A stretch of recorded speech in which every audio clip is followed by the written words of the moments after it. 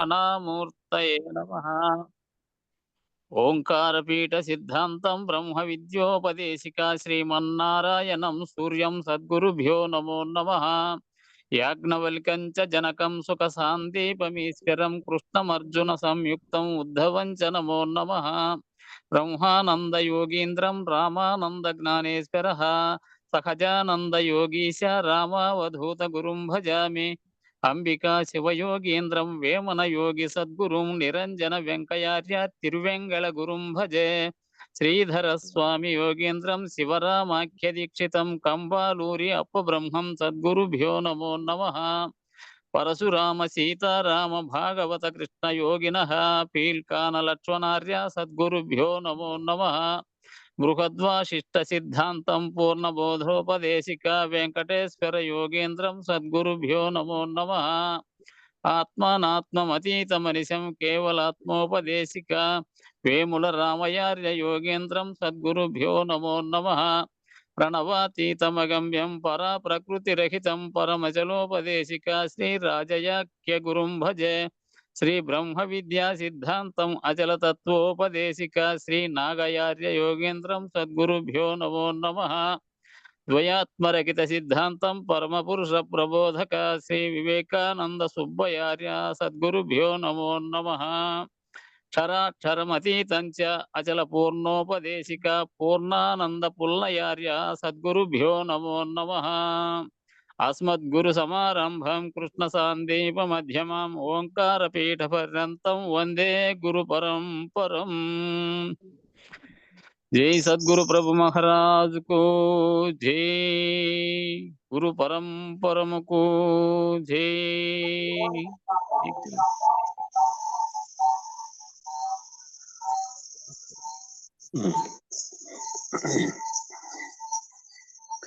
నిన్న 20వ పేజీ కాటికి పూర్తి అయింది.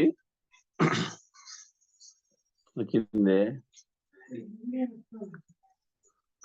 తర్వాత ఈశ్వరానుగ్రహం లేకుండా ఏ మానవుడు కూడా ఈ ప్రేమ అన్న స్థితిని తెలుసుకోలేడు.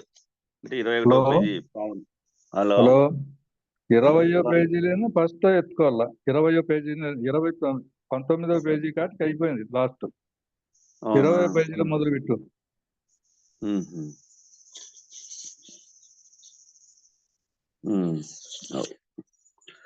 చూడండి, తనకు ఉత్తమ గతే కాకుండా ఈ వరము ద్వారా ఏమి చేశాడంటే, తన గురువు గారికి తన తండ్రి అయినటువంటి వాజశ్రవణుడికి కూడా ఆత్మానుభూతి అనే వరాన్ని పొందాడు ఉద్దాలకుడు. తన తండ్రి అయినటువంటి ఉద్దాలకుడు వాజశ్రవసుడికి, అంటే వాజశ్రవసుడే ఉద్దాలకుడు, వారికి కూడా ఆత్మానుభూతి అనేటువంటి వరాన్ని పొందాడు. ఎవరి ద్వారా? యమధర్మరాజు ద్వారా. ఎవరు? నచికేతుడు ఆ వరాన్ని పొందాడు. ఎప్పుడైతే ఆ శాంత చిత్తముతో నిద్రించాడో, అతనిలో ప్రజ్ఞ మేల్కొంటుంది.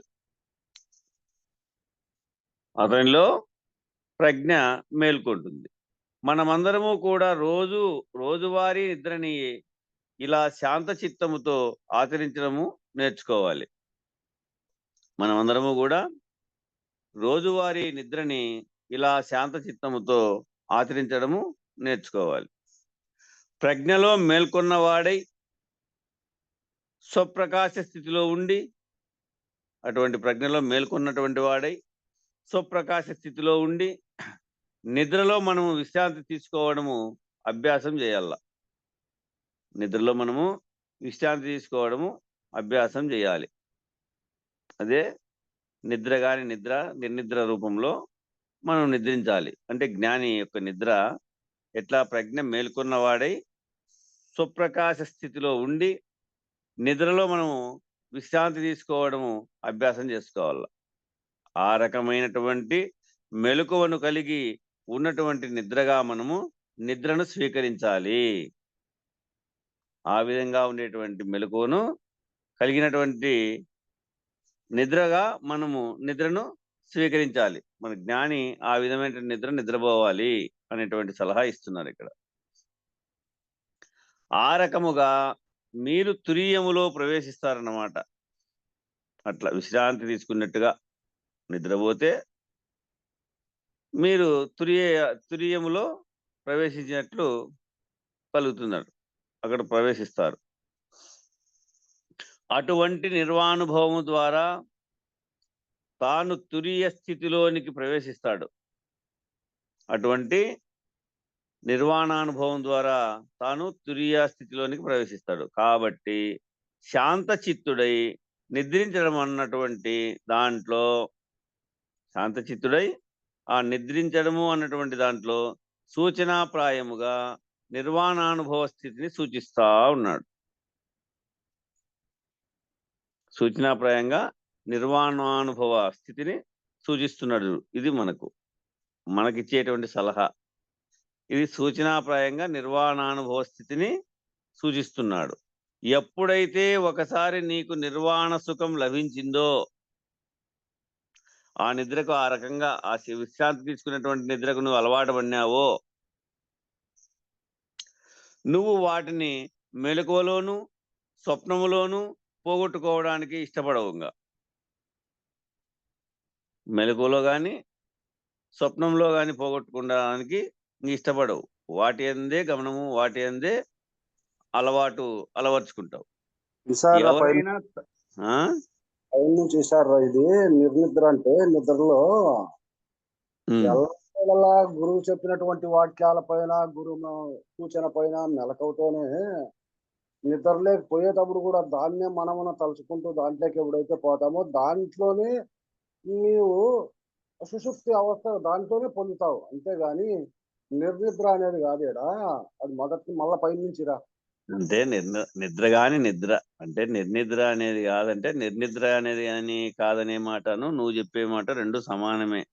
గురువాక్యం పైన గురి కలిగి ఉండడము, గురువాక్యం పైన గురి కలిగి ఉండడమే అదే నిద్ర. అది నీవు ఆ స్థితిగా ఉంటావు. అది మనస్సు నిద్రావస్థలో, చెప్పండి వినండి, మనస్సు నిద్రావస్థలో వేరు చేసి, ప్రాణము మనస్సు వేరే ఉంది, అట్లా గాఢ నిద్రలోనూ వేరే ఉంటుంది. కానీ నువ్వు ఈ విధంగా అలవాటు చేసుకుంటే జ్ఞాని ఆ మనస్సును గురువాక్యం పైన నిలబడవు. మనస్సును గురువాక్యం పైన నిలబడవు. అది మనస్సు ప్రాణము అప్పుడు కూడా వేరే ఉంటుంది. ఇట్లయినా అజ్ఞానికి వేరే ఉంటుంది, గాఢ నిద్రలో జ్ఞానికి వేరే ఉంటుంది. జ్ఞానికి ఒక లాభం ఉంటుంది. ఇక్కడ మిగతా వ్యవహారాల్లో భ్రాంతి చెందుకోకుండా గురువాక్యం పైన నిర్ణయమై ఉంటాడు. కాబట్టి అది నిద్రగాని నిద్రలో ఉంటాడు అంతే. అది నిద్రేం కాదు. కానీ జ్ఞాని నిద్ర ఏమి అంటే గురువాక్యం పైన ధ్యాస కలిగి ఉండడమే. అట్లనే ఇట్లనే రెండు పదం వేరు కానీ భావం అయితే ఒకటే. నిద్రపోయే ముందు ఆలోచనలు ఇతరత్ర సంకల్పాలన్నీ వస్తూ ఉంటే అట్లా నిద్రపోయే ఉపక్రమిస్తాం. ఎప్పుడు వస్తుందో తెలియదు మనకు కూడా. అది ఉన్నట్లుండి నిద్రలోకి జారుకుంటుంది. అయితే నిద్రపోయే ఉపక్రమించే ముందర గురువాక్యాన్ని దాని తన మనసులో తాను గురువాక్యాన్ని, తన రహితాన్ని రెండింటినీ తెలుసుకొని తాను లేని విధంగా అట్లా పడుకుంటే కానీ సంకల్పాలు అనేటివి చేస్తూ పడుకున్నప్పుడేమో వేరు రూపాత్మకంగా లోపలికి రాకుండా, నిద్రపోయినప్పుడేమో దీంట్లోనే ఈ సంకల్పంతో నిద్రపోయేటప్పుడు పోయేటప్పుడు అంటే నిద్రపోవడం అనేది శరీరం కోల్పోయిండే మరణించడం లాంటిదే దాదాపు లక్షణాలు అయితే. కాబట్టి అప్పుడు ఏ విధంగా గుర్తు చేసుకొని ఆ భావనలోనే వేరే సంకల్పాలు లేకుండా పోతారో, అట్లా ఈ భావనలో నిద్రలేక ఉపక్రమించడం, ఈ భావంతో ఈ ఆలోచన. ఇప్పుడు మనస్సు ఎవరినైనా విడసాల్సిందే, మూర్ఖుడిని విడసాల్సిందే, జ్ఞానిని విడసాల్సిందే. అజ్ఞాని కూడా ఏమి చేస్తాడు అంటే ఏదో ఒకటి తను చేయవలసినటువంటి ఆలోచనలు, తను జరిగినటువంటి పనులు, తనకు జరిగినటువంటి సంకల్పాల్లో పోతా ఉంటాడు. పోయి కళ్ళకి వెళ్ళిపోతాడు. నిద్రలే పోయి కొంతసేపు నిద్రలే పోయి కళ్ళకి వెళ్ళిపోతాడు. అట్లా కాకోకుండా అదే మనస్సు గురువాక్యం పైన, గురువు చెప్పినటువంటి వాటిపైన గురి కలిగి ఉండడము, అట్లనే అది అలవాటు. ఈయన మనసు వేరే ఉంటాడు, ఆయన మనసు వేరే ఉంటాడు. ఈ మనస్సును తీసుకుపోయి గురువుకి గురువాక్యం పైన అర్పణ చేస్తాడు. అప్పుడు ఆ యొక్క అలవాటైతే ఆ రకంగా నీకు పగులు రాత్రి కూడా అదే రకంగా అలవాటైపోతుందంట. చూడండి, ప్రజ్ఞలో మేల్కొన్నవాడై స్వప్రకాశ స్థితిలో ఉండి నిద్రలో మనం విశ్రాంతి తీసుకోవడం అభ్యాసం చేయాల. ఆ రకమైనటువంటి మెలుకను కలిగి ఉన్నటువంటి నిద్రగా మనము నిద్రను స్వీకరించాలి. ఆ రకముగా మీరు తురీయములో ప్రవేశిస్తారన్నమాట. ఆ రకంగా అలవాటు పడితే నువ్వు అప్పుడు తురీయములో ఉన్నట్టు, అక్కడ సుషుప్తావస్థను దాటినట్టు. అటువంటి నిర్వానుభవము ద్వారా తాను తురీయ స్థితిలోనికి ప్రవేశిస్తాడు. ఆ నిర్వాణానుభవం ద్వారా తాను తురీయ స్థితిలోకి ప్రవేశిస్తాడు. కాబట్టి శాంత చిత్తుడై నిద్రించడము అన్నటువంటి దాంట్లో సూచనప్రాయముగా నిర్వాణానుభవ స్థితిని సూచిస్తాడు. ఎప్పుడైతే ఒకసారి నీకు నిర్వాణ సుఖం లభించిందో, ఎప్పుడైతే నీకు ఒకసారి నిర్వాణ సుఖం లభించిందో, నువ్వు వాటిని మెలకువలోను అదేవిధంగా స్వప్నంలోనూ పోగొట్టుకోవడానికి ఇష్టపడవు. ఆ నిర్వాణ స్థితిలోనే ఉండగలిగేటువంటి అలవాటు అలవర్చుకుంటావు. ఎవరైనా తమ తలకాయిని ఇవ్వడానికి సిద్ధపడతారా? ఎవరైనా కానీ తమ యొక్క తలకాయని ఇవ్వడానికి సిద్ధపడతారా? ఎవ్వరు సిద్ధపడరు. ఎందుకని? తల లేకపోతే జీవితం లేదు కాబట్టి అంత ముఖ్యమైనటువంటిది. అట్లాగే నీ జీవితానుభవాలన్నిటిలో అత్యంత విలువైన అనుభూతి ఏదైనా ఒకటి ఉందంటే అది నిర్వాణం. చూడు, ఆ సంపద నీకు వచ్చిన తర్వాత అది తలకాయ లాంటిది అయిన తర్వాత అది నువ్వు పోగొట్టుకుంటావా దాన్ని? అంటే నీ జీవితానుభవాలన్నిటిలో అత్యంత విలువైన అనుభూతి ఏదైనా ఒకటి ఉందంటే ఏది? అదే నిర్వాణం. ఒక్కసారి నిర్వాణ సుఖాన్ని అనుభూతి పొందినటువంటి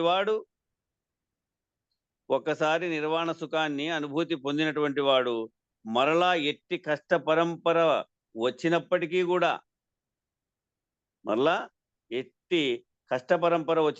కూడా ఎట్టి సుఖదుఖ పరంపర ఏర్పడినప్పటికీ కూడా, ఎట్టి ద్వంద్వానుభవాలు ఏర్పడుతున్నప్పటికీ కూడా ఈ నిర్వాణ సుఖాన్ని పోగొట్టుకోడు. ఎవరో మీట్ తీసుకున్నారు చూడండి, ఎవరో ఈ నిర్వాణ సుఖాన్ని పోగొట్టుకోడు.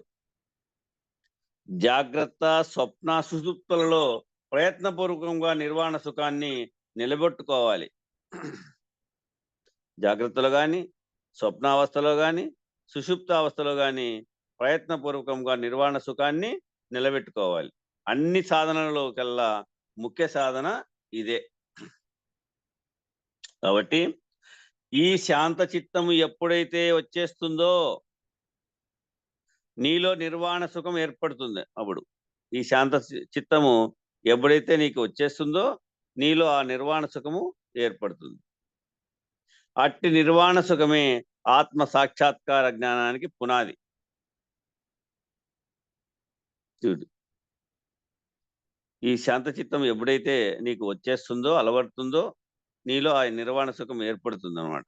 ఆ నిర్వాణ సుఖం ఏర్పడిన తర్వాత అట్టి నిర్వాణ సుఖమే ఆత్మ సాక్షాత్కార జ్ఞానానికి పునాది. ఆధారభూతమైనటువంటి పునాది స్థితి అన్నమాట. అది శరీరానికి తల ఎట్లా ఆధారమో, అట్లా ఎట్లయితే తల లేకపోతే ఉపయోగపడదో, అట్లా ఆధారభూతమైనటువంటి పునాది స్థితి అన్నమాట అది. అట్లాంటి స్థితిని ఇక్కడ ప్రతిపాదిస్తున్నారు. ఇంకేం చెప్తున్నాడు? నీవు తిరిగి ఇంటికి వెళ్ళేటప్పుడు నిన్ను గుర్తించును. నీవు తిరిగి ఇంటికి వెళ్ళేటప్పుడు నిన్ను గుర్తించును. ఇది చాలా ముఖ్యమైన విషయం అండి. ఈయన తిరిగి ఇంటికి వెళ్ళేటప్పుడు ఎలా వెళ్తాడో ముందే సూచన చేస్తాడన్నమాట.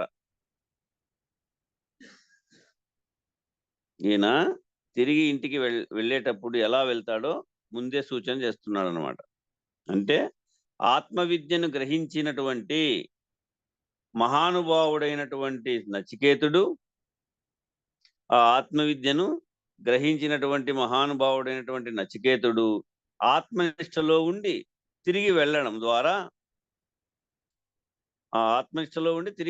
ద్వారా ఆ బాలకుడిని జ్ఞానిగాను ఆత్మనిష్ఠుడిగాను తండ్రి గుర్తిస్తాడు.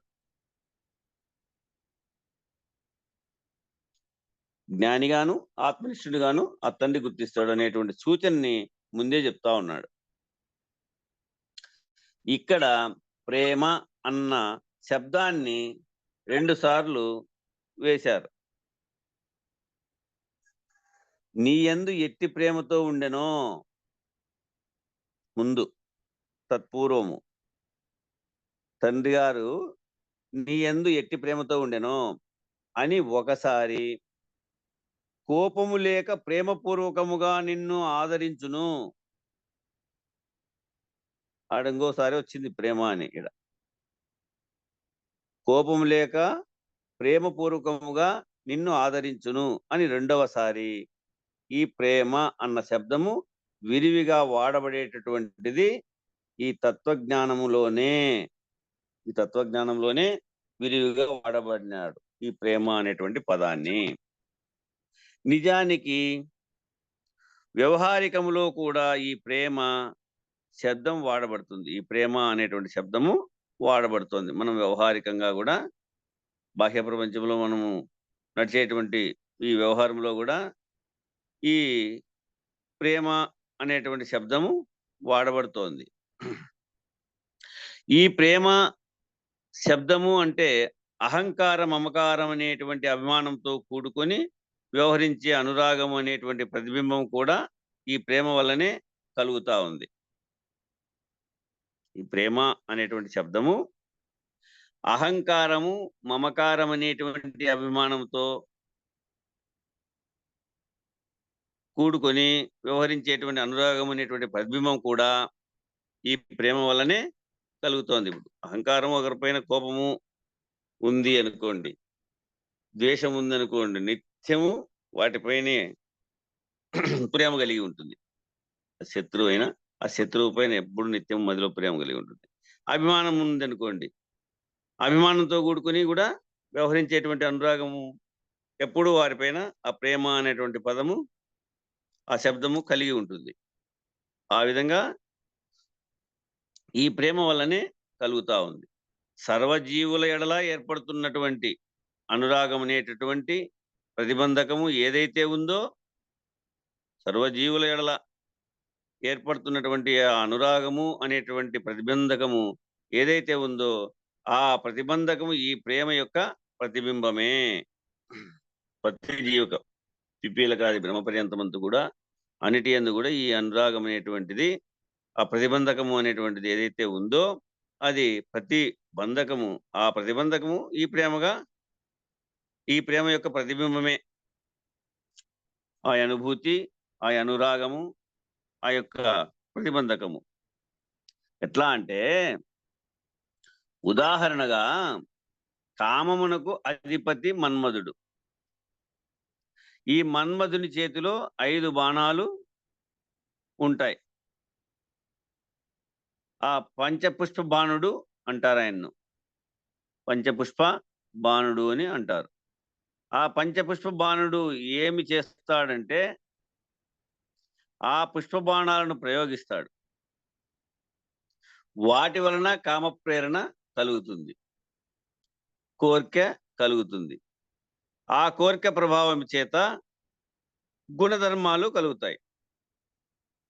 ఆ గుణధర్మాల చేత విషయ వాసనలు ప్రకోపిస్తాయి. ఆ ప్రకోపం చేత సుఖదుఃఖ ప్రలోభము కలుగుతుంది. ఈ సుఖదుఃఖ స్మృతుల ప్రభావము చేత వాసనా బలము ప్రేరితమై తత్రీతిగా మానవుడు జీవిస్తూ ఉంటాడు.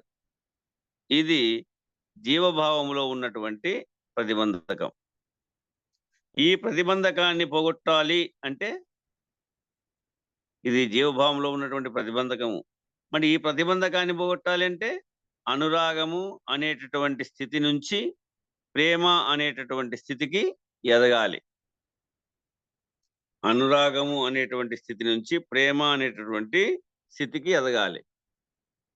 ఎట్లా అంటే ఈశ్వరానుగ్రహం లేకోకుండా ఏ మానవుడు కూడా ఈ ప్రేమ అన్న స్థితిని తెలుసుకోలేడు. సర్వము ఈశ్వరేచ్ఛే. కాబట్టి ఆ ఈశ్వర అనుగ్రహము లేకుండా ఏ మానవుడు కూడా ఈ స్థితిని తెలుసుకోలేడు. ఎవరికైతే ఈ నిర్వాణానుభవం లేదో,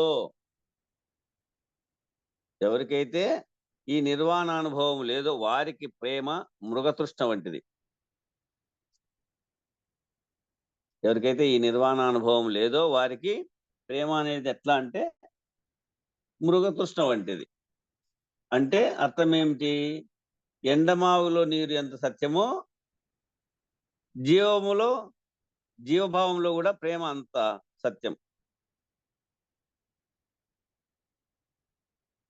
ఈ నిర్వాణానుభవము ఎవరైతే ఈ నిర్వాణానుభవము లేదో వారికి ఏమి ప్రేమ మృగతృష్ణ వంటిది. ఆ మృగతృష్ణ అంటే ఏమర్థము? ఎండమావులో నీరు కదా ఎంత సత్యమో జీవభావంలో కూడా ప్రేమ అనేది అంత సత్యం.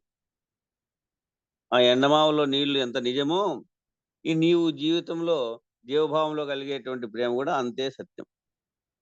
ఇది ఆత్మభావనలో, నిర్వాణ సుఖంలో, నిర్వాణానందంలో ఏ స్థితి అయితే కదలక మెదలక స్థిరముగా, చూడండి మీ యొక్క అనుభవంలోకి ఇది చేర్చుకొని తెలియబడల్లా.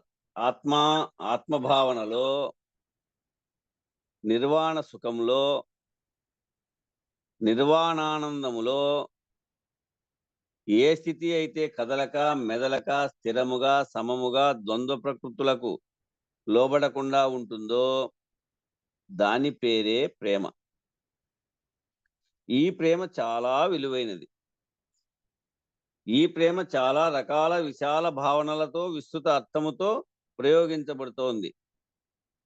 ఈ తత్వజ్ఞానములో ఈ ప్రేమ అనేటటువంటి లక్షణమే లేకుండా, ఈ తత్వజ్ఞానంలో ఈ ప్రేమ అనేటటువంటి లక్షణమే లేకుండా నవగ్రహాలు సూర్యుని చుట్టూ తిరగలేవు. ఈ తత్వజ్ఞానంలో ఈ ప్రేమ అనేటువంటి లక్షణమే లేకుండా ఈ నవగ్రహాలు సూర్యుని చుట్టూ కూడా తిరగలేవు. ఆ సౌర కుటుంబము విశ్వములో తన స్థానములో తాను నిలబడలేదు. ఆ ప్రేమ అనేటువంటిది లేకపోతే ఆ సౌర కుటుంబము విశ్వంలో తన స్థానంలో తాను కూడా నిలబడలేదు.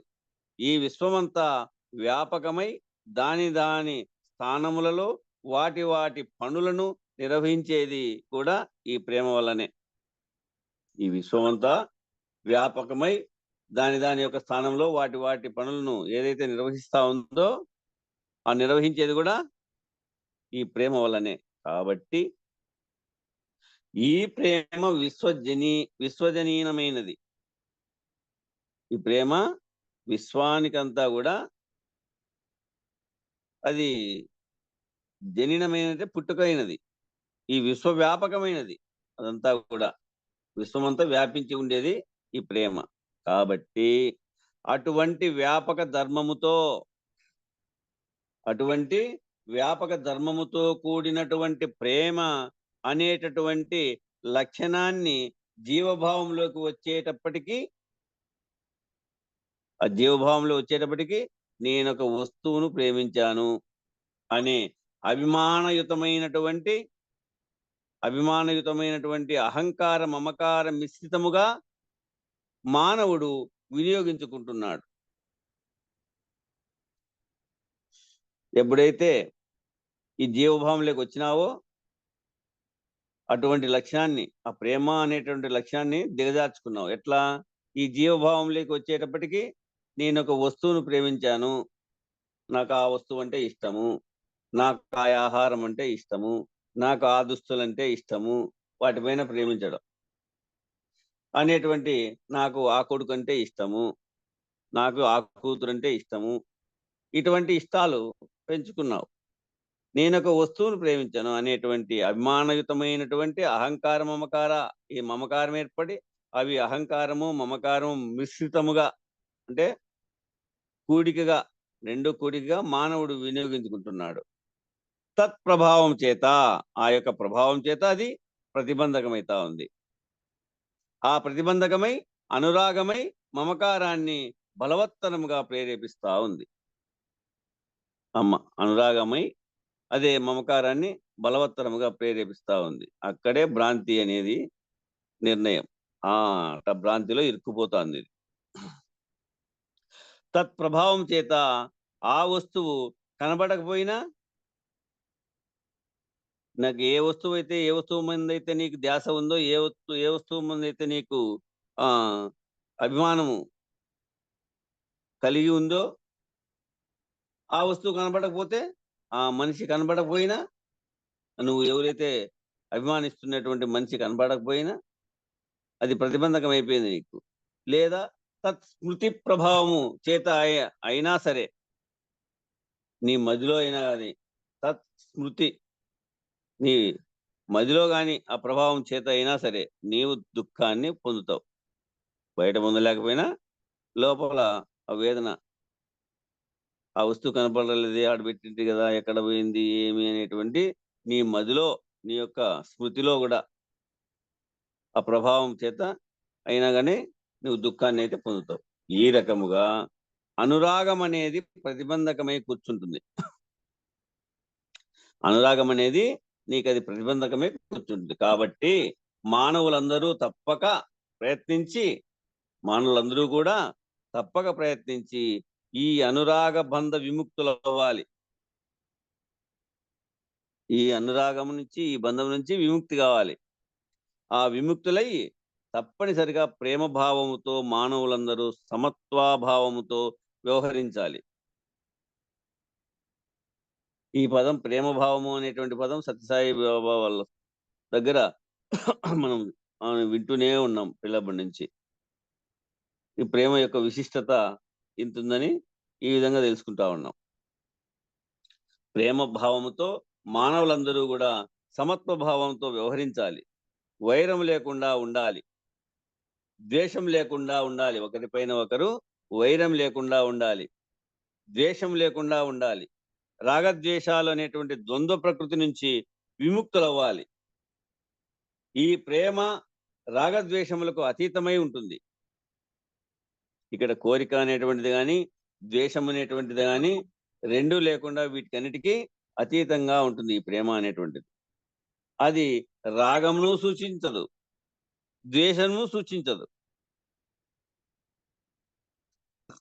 రాగము అంటే కోరికను సూచించదు, అది వద్దు అనేటువంటి ద్వేషాన్ని కూడా సూచించదు. కాబట్టి ఇటువంటి ఉత్తమ ధర్మాలని ఇక్కడ ప్రతిపాదిస్తూ నీవు తిరిగి వెళ్ళేటప్పటికీ నిన్ను ఆత్మస్వరూపుడిగా గుర్తిస్తాడు మీ తండ్రి అనేటువంటి ఆశీర్వచన వాక్యాన్ని ప్రతిపాదిస్తూ మొదటి వరాన్ని అనుగ్రహించాడు వైవస్వతుడు.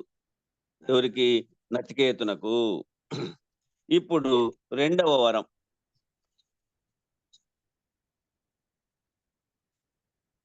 స్వర్గే లోకే న భయం కించనాస్తి న తత్త్వం న జరయా బిభేతి ఉభే తీర్త్వా శనాయా పిపాసే శోకాతిగో మోధతే స్వర్గలోకే. స్వర్గలోకమునందు రోగాది నిమిత్తముల వల్ల కలగా దగినటువంటి భయమేమీ ఉండదు. స్వర్గలోకములో ఈ రోగాది నిమిత్తములైనటువంటి కలిగేటువంటి భయం ఏమి ఉండదు. ఈ రోగాలు 3 వ్యాధులు ఉన్నాయి కదా, పైత్యము, శ్లేష్మము, వాతము. ఇటువంటి రోగాలు అక్కడ ఈ 3 రోగాల్లో 384 రోగాలు పుడతాయి. ఇట్లాంటి రోగాలు అక్కడేమి ఉండవు. ఆ స్వర్గలోకమునందు రోగాది నిమిత్తముల వల్ల కలుగదగినటువంటి భయమేమి కూడా ఉండదు. అచ్చట జరాభయమేమీ ఉండదు. మరియు స్వర్గలోకమునందుండు వారిని ఆకలి దప్పికలు కూడా బాధించవు. అక్కడ జరాభయం కూడా ఏమీ ఉండదు. మరియు స్వర్గలోకమునందు కూడా వారిని ఆకలి దప్పికలు కూడా బాధింపవు. బాహ్య మానసిక శోకములు కూడా ఏమీ కలుగజాలవు. అక్కడ బాహ్యంలో మానసిక శోకాలు అంటే మానసిక దుఃఖాలు ఏమన్నా కలుగుతాయా అంటే అక్కడ ఏమి కలగవు. సర్వ దుఃఖముల అధిగమించి ఎట్లుంటుంది స్వర్గలోకం అంటే? సర్వ దుఃఖములను అధిగమించి జీవుడు అచ్చట మిక్కుటమైనటువంటి సుఖాన్ని అనుభవిస్తా ఉంటాడు. గొప్ప సుఖాన్ని, అన్నిటికంటే మిక్కుటమైనటువంటిది గొప్పది సుఖాన్ని అనుభవిస్తా ఉంటాడు. ఇంకా అక్కడ దుఃఖం అనేది ఏది కూడా తోచదు. అది తాత్పర్యం చెప్తూ దానికి విశేష వ్యాఖ్య చెప్పలేదు. 13వ శ్లోకం తీసుకున్నాడు. మరి సత్వమగ్నికుం స్వర్గమధ్యేషి మృత్యో స్వర్గమధ్యేషి మృత్యో ప్రప్రూహి త్వం శ్రద్ధధానాయ మహ్యం స్వర్గలోక అమృతత్వం భజంత స్వర్గలోక అమృతత్వం భజంత ఏతద్వితీయేన వృణే వరేణ. ఓ మృత్యుదేవా, నీవు స్వర్గ సాధన భూతమైనటువంటి అగ్ని విజ్ఞానమును బాగుగా గుర్తిరుగుదువు కనుక శ్రద్ధావంతుడు అగు నాకు శ్రద్ధ కలిగినటువంటి నాకు దానిని బోధింపుము. ఏ అగ్ని విజ్ఞానము చేత యజమానులు స్వర్గలోకమును పొందుదురో, ఏ అగ్ని విజ్ఞానం చేత ఆ గొప్పవాళ్ళు, యజమానులు అంటే గొప్పవాళ్ళు, స్వర్గలోకమును పొందుదురో అట్టి అగ్ని విజ్ఞానమును నేను 2వ వరముగా కోరుతున్నాను. అట్టి అగ్ని, ఆ అగ్ని విజ్ఞానమును 2వ వరంగా కోరుతా ఉన్నాడు ఈయన. ఏమని పిలిచారు? ఓ మృత్యుదేవా అని పిలిచారు రాజును. ఓ మృత్యుదేవా, నీవు స్వర్గ సాధన భూతమైనటువంటి అగ్ని విజ్ఞానమును బాగా గుర్తిరుగుదువు. స్వర్గ సాధన భూతమైనటువంటి ఆ స్వర్గములో ఆ సాధనాభూతమైనటువంటి అగ్ని విజ్ఞానమును బాగా నువ్వు గుర్తిరుగుదువు కనుక శ్రద్ధావంతుడు నగు. నేను బాగా శ్రద్ధావంతుని కాబట్టి నాకు దాన్ని బోధింపుము. నేను దాన్ని శ్రద్ధగా సాధన చేయగలను, తెలుసుకోగలను అని అడుగుతా ఉన్నాడు. అట్లా ఏ అగ్ని విజ్ఞానము చేత యజమానులు స్వర్గలోకమును పొందుదురో, అది అగ్ని విజ్ఞానం అంటే జ్ఞాన విజ్ఞానం, అది ఆ యొక్క అగ్ని విజ్ఞానం చేత యజమానులు స్వర్గలోకమును పొందుదురో అట్టి అగ్ని విజ్ఞానమును నేను 2వ వరంగా నిన్ను కోరుతా ఉన్నాను. 3 వరాలు వరం అన్నాడు కదా, ఒకటి అయిపోయింది, ఇక 2వ వరం. ఆ 2వ వరాన్ని నేను కోరుతా ఉన్నాను అంటున్నాడు. అదే జ్ఞానాగ్ని.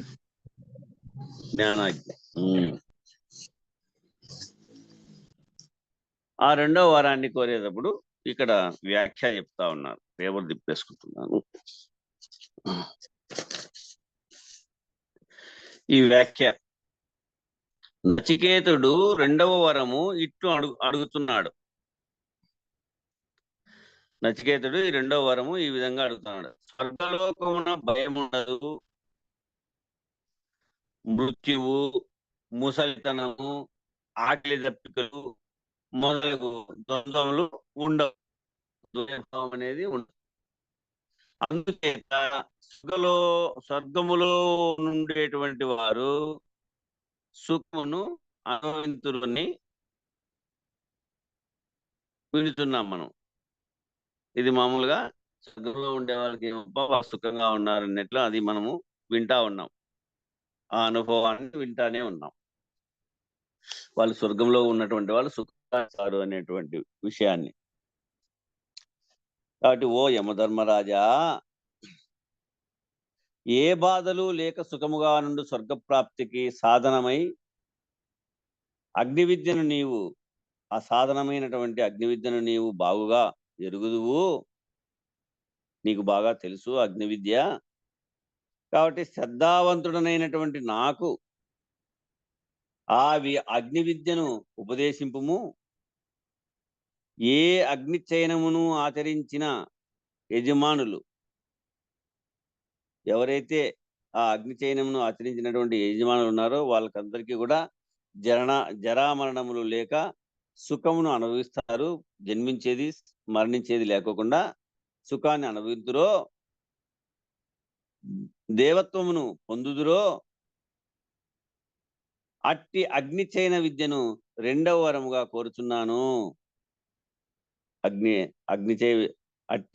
అగ్ని చయన విద్యను నేను 2వ వరంగా కోరుతా ఉన్నాను అని అడిగి, నచికేతుడు తండ్రిని సంతోషపరచుటకు మొదటి వరమును కోరినాడు. ఇది ఇహలోకమునకు సంబంధించింది. ఈ 2వది పరమునకు లేక జన్మాంతరమునకు సంబంధించిన దానిని అడిగినాడు. ఇప్పుడు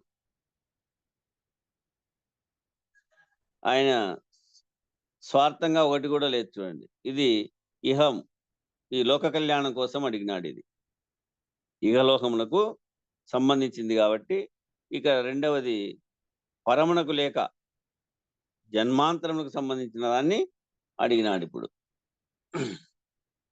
లోక కళ్యాణానికై దీనికి విశేష వాక్య చెప్తా ఉన్నారు. ఓ యమధర్మరాజా అని అన్నప్పుడు, ఓ యమధర్మరాజా అని అభ్యర్థనగా అడగాలి. అంటే మనము జీవితంలో ఎప్పుడూ ఎవరిని అభ్యర్థించలేదు కదా. అయ్యా దయచేసి నాకు ఈ పని చేసి పెట్టండి అని కైండ్లీ అన్న పదము వాడలేదు కదా. 2వ వరం ఏమిటంటే నచికేతాగ్ని అనే పేరు దీనికి. నచికేతాగ్ని అని పేరు దీనికి. అనేక రకములైనటువంటి అగ్నులు ఉన్నాయి. ఆ అగ్నుల్లో అనేక రకమైనటువంటి అగ్నులు ఉన్నాయి. ఆవాహనీయాగ్ని ఒకటి, ఆవాహనీయాగ్ని, వైశ్వానరాగ్ని, దక్షిణాగ్ని, త్రేతాగ్ని, నాచికేతాగ్ని, ఇలా 5 అగ్నులు ఉన్నాయి. ఆ 5 అగ్నులు ఉన్నాయన్నమాట. అందులో ఒక అగ్ని స్వరము, అందులో ఒక అగ్ని స్వరూపము నాచికేతాగ్ని. ఇటువంటి 5 అగ్నులలో ఒక అగ్ని స్వరూపం ఏమి? నాచికేతాగ్ని. చయనలు, సంచయనము, అంత్యేష్టి తర్వాత చయనులు, సంచయనము, అంత్యేష్టి తర్వాత అస్థికా సంచయనము అని ఒకటి చెబుతారు. ఇక్కడ చయనులు, సంచయనము, అంత్యేష్టి తర్వాత అస్థికా సంచయనము అని ఒకటి చెప్తారు. అట్లాగే యజ్ఞాన్ని నిర్వహించేటటువంటి సోమయాజులు ఉంటారు కదా, వాజపేయులు, సోమయాజులు అనేటువంటి వారు ఉండేవారంట తత్పూర్వం. అట్లాగే యజ్ఞాన్ని నిర్వహించేటటువంటి సోమయాజులు ఉంటారు కదా, వాళ్ళు చయనము అనేటటువంటి యజ్ఞాన్ని నిర్వహిస్తారన్నమాట. వాళ్ళని చయనులు అంటుంటారు. సోమయాగము అనేటువంటి యజ్ఞాన్ని చేసేటటువంటి వాళ్ళను సోమయాజి అని పిలుస్తూ ఉంటారు. అట్లాగే ఆ అగ్ని చయన విద్యని ఉపదేశించమని అడుగుతున్నాడు అన్నమాట. ఆ అగ్ని చయన విద్యని ఉపదేశించమని అడుగుతా ఉన్నాడు. ఎందుకని అంటే ఆ హవ్యావహుడైనటువంటి ఆ హవ్యావహుడైనటువంటి అగ్ని ద్వారా సశరీరముగా ఉండగానే స్వర్గలోక అనుభూతిని పొందవచ్చు. ఆ హవ్యావహుడైనటువంటి అగ్ని ద్వారా సశరీరంగా అంటే ఈ శరీరంతో ఉన్నట్లే, అంటే చావక మునిపే అని భావన. ఈ సశరీరంగా ఈ శరీరంతో ఉండంగానే స్వర్గలోక అనుభూతిని పొందవచ్చు. స్వర్గలోకంలో ఉన్న వాళ్ళు అనిమిషులు, వాళ్ళు నిమిషులు కాదు. వెన్నీళ్ళు పెట్టిస్తావు మా రాయ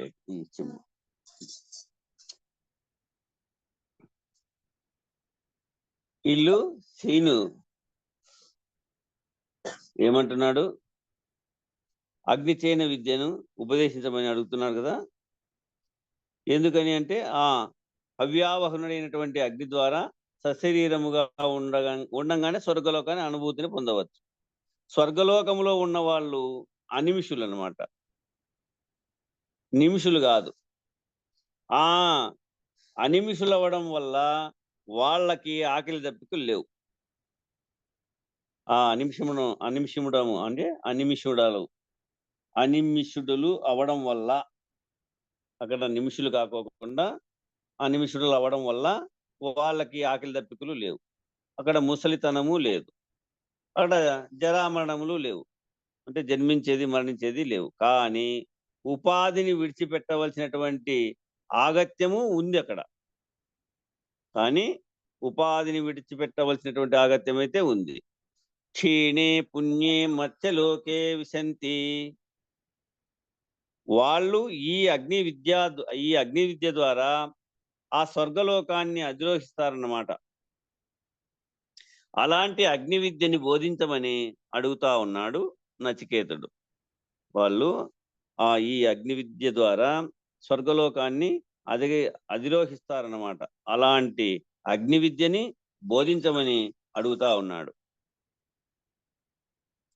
బ్రాహ్మణ బాలకుడు కాబట్టి, ఆయన ఎవరు? బ్రాహ్మణ బాలకుడు కాబట్టి ఆయన యజ్ఞాలు యాగములు చేయించడంలో ఏదైతే ఉత్తమమైనటువంటి విద్య ఉన్నదో ఆయన యజ్ఞాలు యాగాలు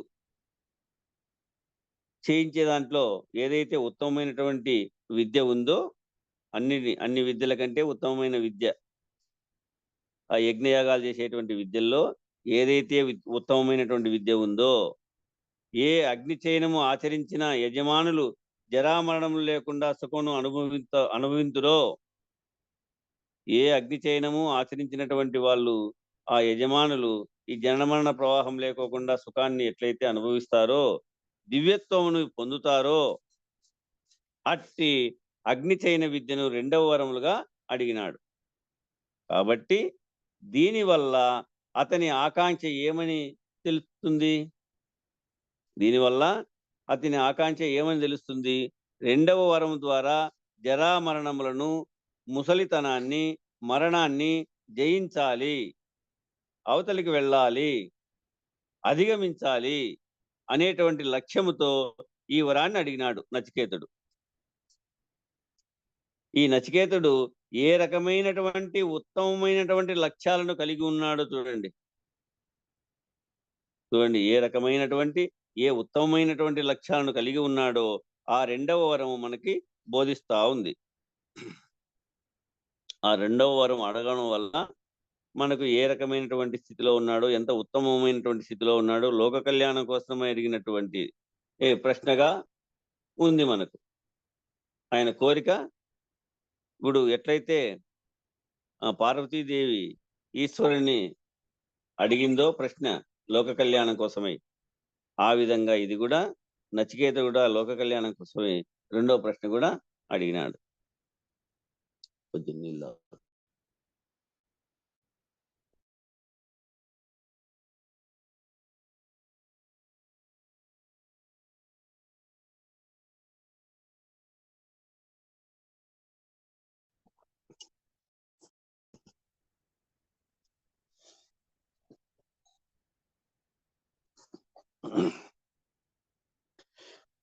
ఈ విధంగా బ్రాహ్మణ బాలకుడు కాబట్టి ఆయన యజ్ఞాలు యాగాలు చేయించడంలో ఏదైతే ఉత్తమమైనటువంటి విద్య ఉందో, ఏ అగ్ని చయనము ఆచరించిన యజమానులు జరామరణం లేకోకుండా సుఖాన్ని అనుభవిస్తారో, ఆ విధంగా దివ్యత్వాన్ని పొందుతారో, అట్టి అగ్నిచేయ విద్యను 2వ వరంగా అడిగినాడు చూడండి. కాబట్టి దీనివల్ల అతని ఆకాంక్ష ఏమని తెలుస్తుందో చూడండి. 2వ వరం ద్వారా జరామరణములను, ముసలితనాన్ని, మరణాన్ని జయించాలి, అవతలికి వెళ్ళాలి, అధిగమించాలి అనేటువంటి లక్ష్యంతో ఈ వరాన్ని అడిగాడు.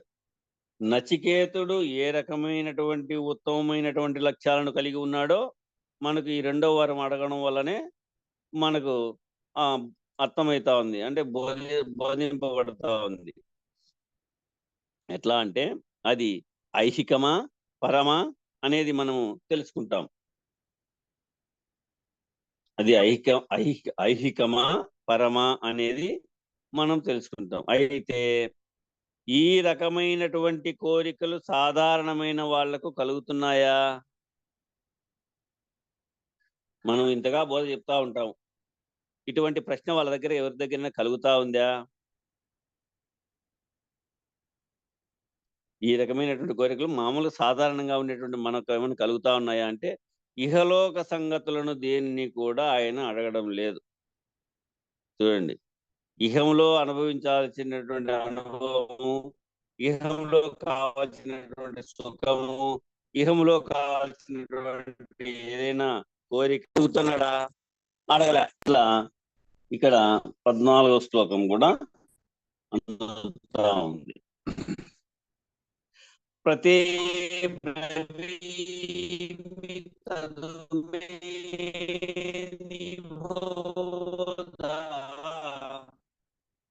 స్వర్గమగ్నిం నచికేతః ప్రజానాం అనంతలోకామధో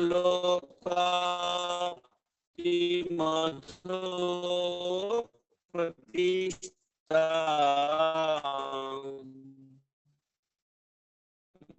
విద్విత్వమేతం నిహితం గుహాయాం.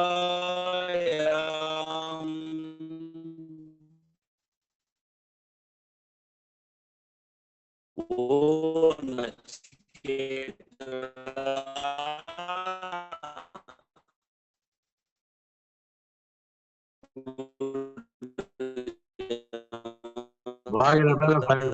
చెప్తున్నాడు, ఓ నచికేతుడా, స్వర్గ సాధన భూతమైనటువంటి అగ్ని చైనమును బాగా ఎదిగినటువంటి నేను నీకు ఇప్పుడు ఉపదేశిస్తున్నాను. ఈ అగ్ని విజ్ఞానమును స్వర్గ ప్రాప్తికి సాధనమైనటువంటి దానిని గాను, ఈ అగ్నిగుణమైనటువంటి దానిని గాను, విద్వాంసుల బుద్ధి గుహయందున్న దానిని గాను. ఇప్పుడు వచ్చింది. ఓ నచికేతుడా,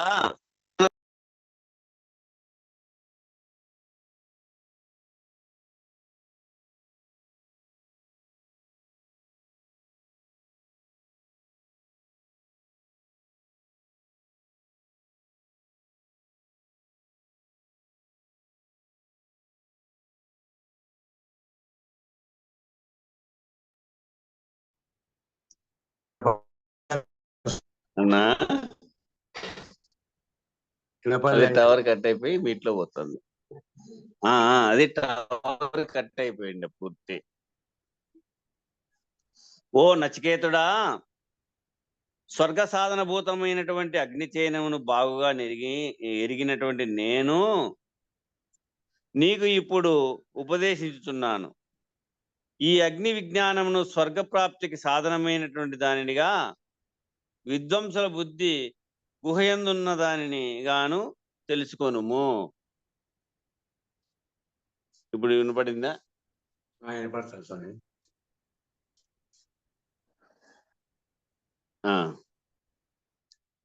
వ్యాఖ్య చెప్తా ఉన్నాడు దీనికి.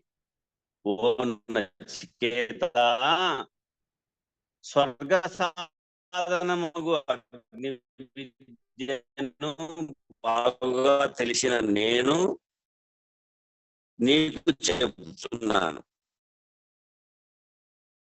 ఆ అగ్ని స్వర్గ సాధనమే కాక జగత్తు స్థితిని మరియు హృదయ గుహయందున్నటువంటి దానిగా తెలుసుకొనుము. అది హృదయ గుహయందున్న దానిగా తెలుసుకొనుము. లోకముల స్థితికిని దర్శనమునకును అది కారణము అగ్ని అయి ఉన్నది. అగ్ని అయి ఉన్నది. ప్రకాశం వలన వస్తువులను చూడగలుగుతున్నాం. ఆ యొక్క అగ్ని ప్రకాశం వలనే వస్తువులను కూడా చూడగలుగుతున్నాం. అగ్ని సంబంధమైన సూర్య నక్షత్రాదుల ఆకర్షణ వలన, ఆ అగ్ని సంబంధమైనటువంటి సూర్య నక్షత్రాదుల ఆకర్షణ వలనే లోకములన్నీ కూడా ఆకాశమున నిలబడి ఉన్నాయి. వాక్య చెప్తా ఉన్నాడు. వైవస్వతుడైనటువంటి యమధర్మరాజు నచికేతుడికి బోధిస్తా ఉన్నాడు. అగ్ని విద్య బాగుగా తెలిసింది. ఎవరికయ్యా అంటే ఆ అగ్ని విద్య బాగా తెలిసింది ఎవరికయ్యా అంటే మృత్యుదేవతకే. వైశ్వానరాగ్ని మనకి ఆకలిగా తెలియబడతా ఉంది. ఈ వైశ్వానరాగ్ని అయితే ఈ ఆకలి యొక్క ప్రభావం చేత జీవులన్నీ కూడా పరిణామం చెందుతా ఉన్నాయి. ప్రతి జీవి కూడా ఈ ఆకలి యొక్క పరిణామంతోనే, ఆకలి యొక్క విధానంతోనే ఈ పరిణామం చెందుతా ఉన్నాయి. స్వామి వాయిస్ క్లియర్ గా పరిణామం ఎట్లా అయితే చెందుతున్నాయో ఈ జీవులన్నీ కూడా వస్తుంది.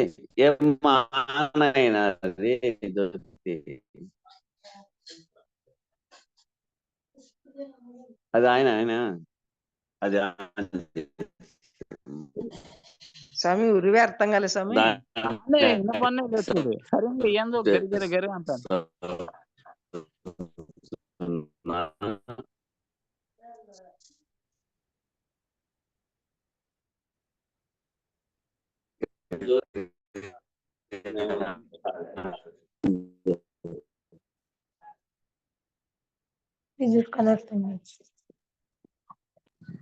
అదే టవరు అదేమో ఆన్ అవుతుందేమో అనుకుంటే కాలేదు. రికార్డింగ్ అవుతానంతే. ఇది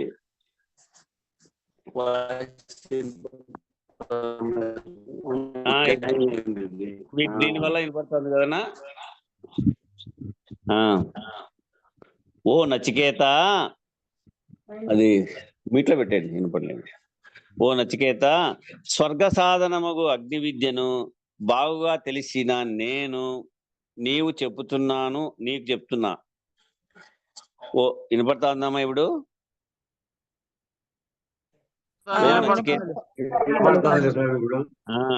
ఓ నచికేత, స్వర్గ సాధనముగు అగ్ని విద్యను బాగుగా తెలిసిన నేను నీకు చెప్తున్నాను.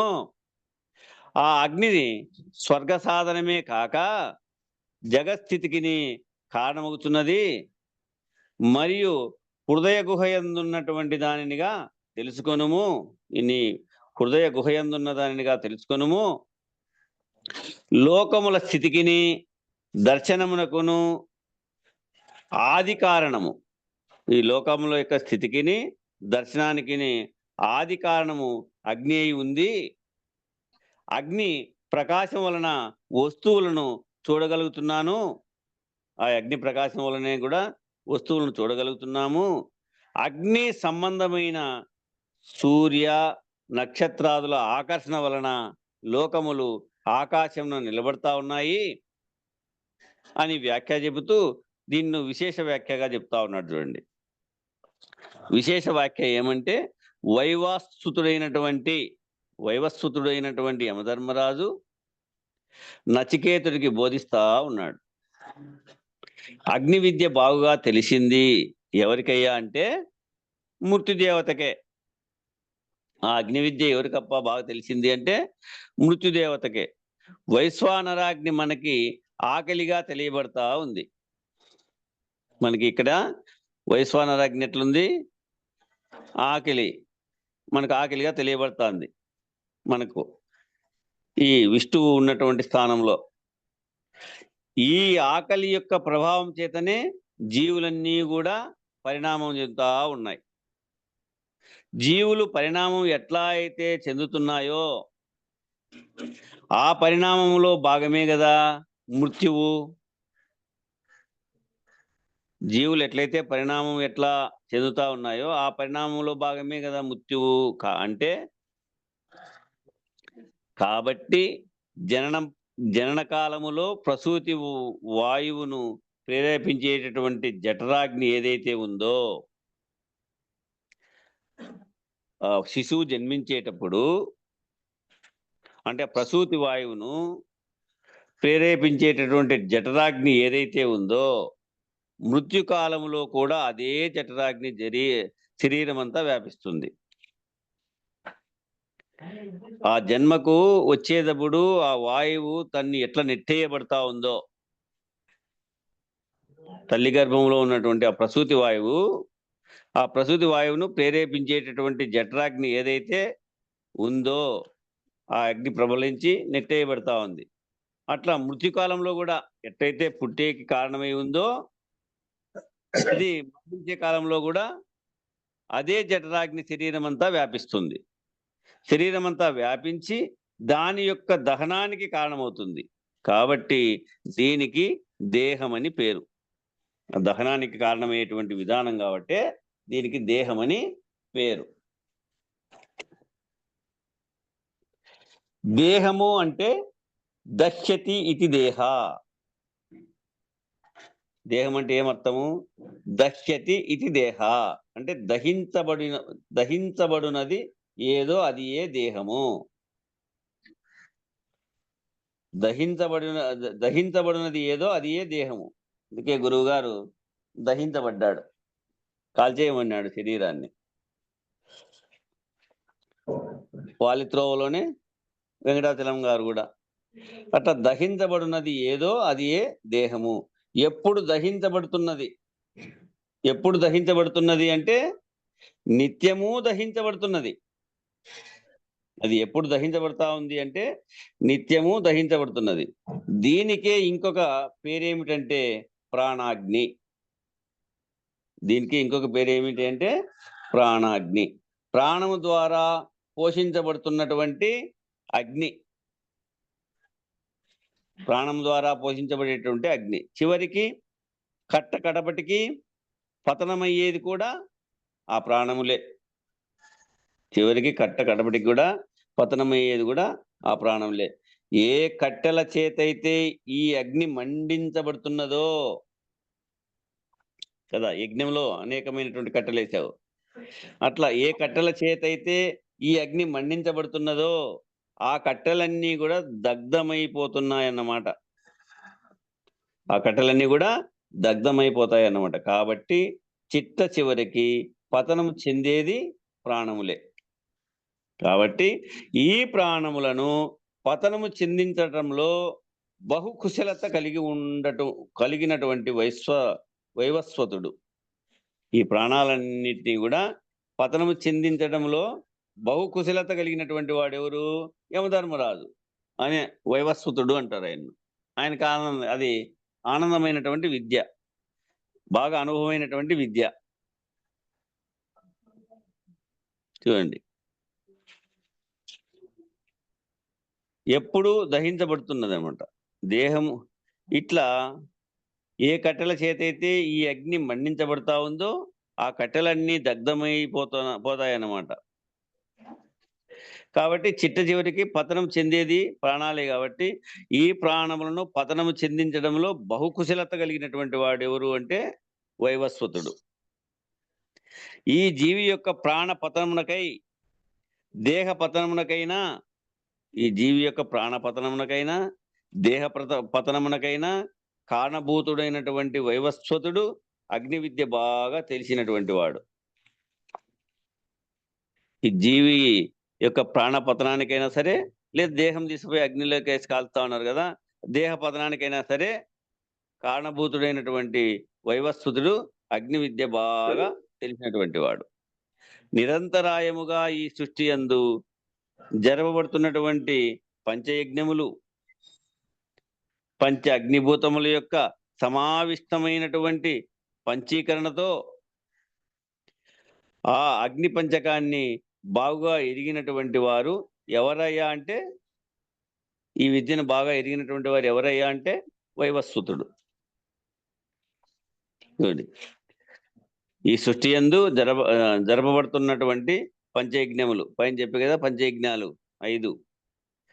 ఆ పంచయజ్ఞాలు అగ్నిభూతముల యొక్క సమావిష్టమైనటువంటి పంచీకరణలో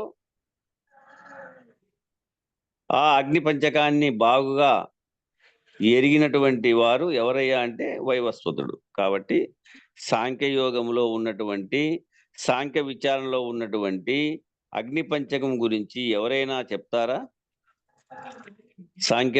సాంఖ్యయోగంలో ఉన్నటువంటి, సాంఖ్య విచారణలో ఉన్నటువంటి అగ్ని పంచకం గురించి ఎవరైనా చెప్తారా?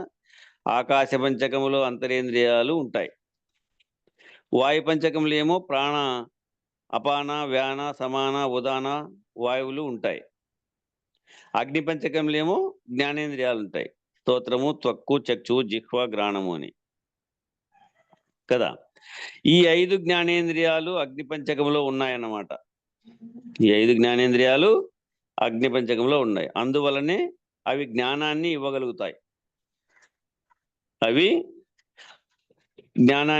ఇవ్వగలుగుతాయి. అగ్ని పంచకము స్తోత్రము, త్వక్కు, చక్షువు, జిహ్వ, గ్రాణం. దీనికి వ్యాఖ్య చెప్తా ఉన్నాడు. కాలాన్ని చూద్దాం ఎంత టైము.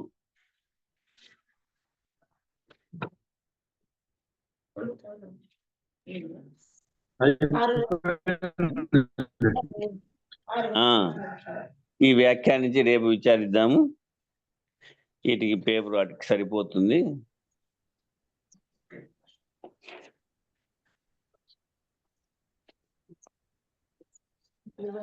మంగళం గురుదేవాయ మహనీయ గుణాత్మనే సర్వలోక శరణ్యాయ సాధురూపాయ మంగళం. జై సద్గురు ప్రభు మహారాజుకు జై, గురు పరంపరముకు జై.